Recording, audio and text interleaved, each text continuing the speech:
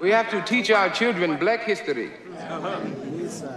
Tell them about our black heroes, our black culture, so they don't face the white man believing they are inferior. Denzel, for me, represents our black manhood. So I have to stand here today as what I was when I was born, a black man. Denzel Washington. Rumor has it that Denzel might have blown the lid off Hollywood's supposed sinister agenda. Yes, you heard that right. The man who's been a Hollywood staple for decades is now in the center of a scandalous storm. According to the Grapevine, Spike Lee didn't hold back when discussing this explosive revelation. It appears that Lee, never one to shy away from controversy, had quite a bit to say about Denzel's bold move. He hinted at the potential consequences one might face when shining a light on Tinseltown's dark underbelly. Hollywood, with all its glitz and glamour, apparently has some skeletons in its closet. So, what exactly did Spike spill about Denzel's shocking claims? In Malcolm X, that's never been done before. I may be biased, but I'm from Brooklyn, so what? During the 2019 American Film Institute Awards, Spike Lee delivered a heartfelt tribute to Denzel Washington that not only celebrated the actor's incredible talent, but also gave him a pat on the back for shedding light on the complexities of race and representation in Hollywood. Lee's speech was a powerful testament to Washington's role in breaking down barriers and challenging racial stereotypes. In his speech, Lee began by stating, "Denzel, for me, represents our black manhood." This opening line immediately sets the tone for the tribute, emphasizing the significance of Denzel Washington as a symbol of black masculinity in an industry historically plagued by racial biases and stereotypes. Lee went on to highlight one of Washington's most iconic performances, his portrayal of Malcolm X in the eponymous film. He said, "When I saw what you did in Malcolm X, that's never been done before." By acknowledging the groundbreaking nature of Washington's performance as Malcolm X, Lee underscored how Denzel had shattered the limitations imposed on black actors in Hollywood. Lee's personal connection to Washington, both being from Brooklyn, added a layer of authenticity to his tribute. He boldly asserted, "I may be biased, but I'm from Brooklyn, so what?" This statement not only expressed his genuine admiration, but also hinted at the significance of their shared cultural background in shaping their careers and perspectives. Lee then delved into the dedication and hard work that Denzel Washington invested in his role. Particularly his portrayal of Malcolm X, he emphasized, "That is the greatest performance ever on celluloid," highlighting the magnitude of Washington's achievement. Lee emphasized that Washington's commitment to his craft was instrumental in channeling the spirit of Malcolm X into his portrayal. By doing so, he touched upon the idea that authenticity and depth in performances could only be achieved through hard work and dedication, a counterpoint to the superficial and stereotype-ridden portrayals often demanded of black actors in Hollywood. In connecting Denzel Washington's excellence to the broader context of racism in Hollywood, Spike Lee implicitly called out the industry's historical tendency to limit the roles and opportunities available to black actors. Denzel Washington's success was a testament to his ability to transcend these limitations, but it also highlighted the systemic barriers that black actors have had to overcome. For context, Denzel has been outspoken about how Hollywood, the media, and the entertainment industry perpetually sent the message that black actors and movies focusing on black communities and stories didn't sell overseas. With his trademark wisdom and unwavering determination, Washington reflected on the shifting excuses and biases within the industry, shedding light on the challenges he had faced and conquered. At the heart of the conversation was the deeply ingrained belief that black actors and black-centric films struggled to find success in the US and overseas. You hear often that black actors, black movies don't play well overseas. Is that the truth, or is that an excuse? Denzel Washington succinctly captured this sentiment, stating, "'Cause they used to say it didn't sell over here. Then it does. Then they say it doesn't sell in the South. Then it does." Washington's remarks highlighted the inconsistency in Hollywood's narrative, suggesting that these were not objective truths, but rather excuses to perpetuate systemic biases. One of the most powerful moments in the interview came when Washington shared his approach to these industry stereotypes. "I just kept pushing." He saw these challenges as opportunities to prove Hollywood wrong, exemplifying his resilience and determination. Denzel Washington had indeed become one of Hollywood's most bankable stars, consistently delivering critically acclaimed performances and defying the narrative that suggested black actors couldn't succeed on a global scale.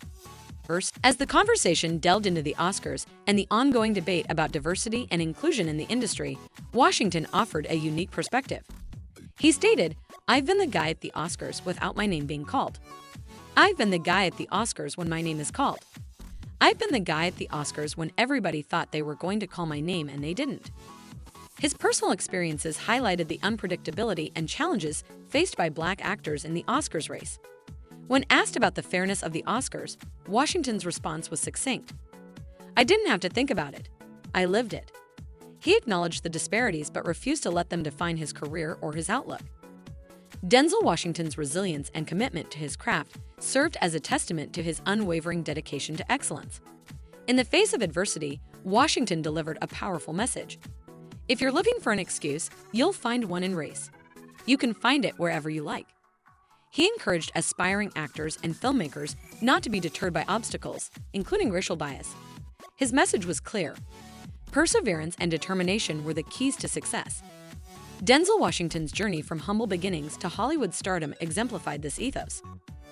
As the interview neared its end, Washington hinted at a potential return to directing.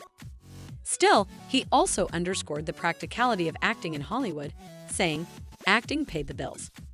His words served as a reminder that the entertainment industry could be challenging and success often required multifaceted talents. Denzel Washington's willingness to adapt and evolve in a constantly changing industry set an example for all those who aspired to make their mark. Denzel Washington's interview was a powerful reminder that Hollywood, the media, and the entertainment industry had long perpetuated the belief that Black actors and films with Black stories could not succeed globally. In any case, Spike Lee's enduring career in addressing racial issues is nothing short of remarkable. Throughout his entire trajectory, he has consistently employed his platform to illuminate the intricate and unjust challenges faced by Black Americans. One prescient issue he identified was Hollywood's tendency to cast Black actors and coerce them into cross-dressing roles, a concern also voiced by Dave Chappelle. "When I see that they put every Black man in the movies in a dress at some point in their career, I'll be connecting that, and I'm like, why all these bros gotta wear a dress?" In the realm of Hollywood, numerous Black male comedians have embraced roles that require them to don feminine attire in television and film productions. How many? This, of course, translates from the Latin to who demand. Evilsome, how many? These characters, including iconic ones such as Shenanie Jenkins from the show Martin and Medea, have brought immense joy to countless fans. Nevertheless, it's essential to acknowledge that these portrayals have sparked criticism, with arguments that they undermine Black masculinity. One significant moment in the ongoing dialogue about this issue occurred during a highly anticipated interview between Dave Chappelle and Oprah Winfrey. Chappelle, renowned for his audacious and thought-provoking comedy, shared his rationale for turning down a multi-million-dollar opportunity. He recounted an incident from the production of the film Blue Streak, in which he co-starred alongside Martin Lawrence. During the film's production, various individuals, including the writers and producers, strongly urged Chappelle to wear a dress in a particular scene. Despite persistent pressure and the assertion that all the greats did it at some point in their careers, Chappelle remained unwavering in his refusal to don a dress. This experience left Chappelle, a comedian known for his fascination with conspiracy theories, with the impression that there might be an agenda to encourage prominent African-American actors in Hollywood to cross-dress. He questioned why this theme seemed to recur, asking, "All the comics that I've seen, strong brothers, why they be putting us in these dresses?"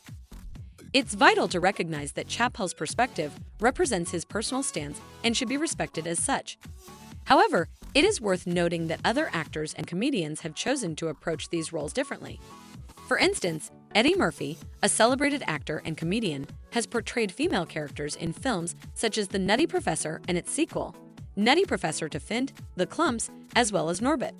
In The Nutty Professor, Murphy embraced multiple roles, including Mama Klump and Grandma Ida Mae Jensen, garnering both critical acclaim and commercial success.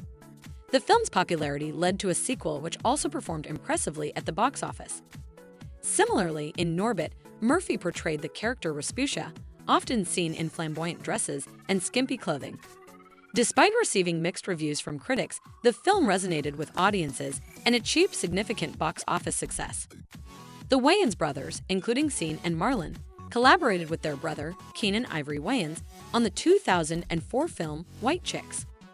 In this comedy, the brothers played undercover cops who cross-dressed and used whiteface to pose as white women. The film, with a $37 million budget, surpassed expectations and earned over $113 million at the box office. Although there have been talks of a sequel, no official confirmation has been made. Furthermore, comedian Martin Lawrence, renowned for his iconic role as Shenanigan Jenkins on the classic 1990s television show, Martin, revisited cross-dressing in the 2000 film Big Mama's House. This film resonated with fans, grossing over $174 million worldwide and spawning 2 sequels. Several other prominent actors, including Chris Tucker, Wesley Snipes, Tracy Morgan, and Ving Rhames, have also taken on successful roles that involve cross-dressing.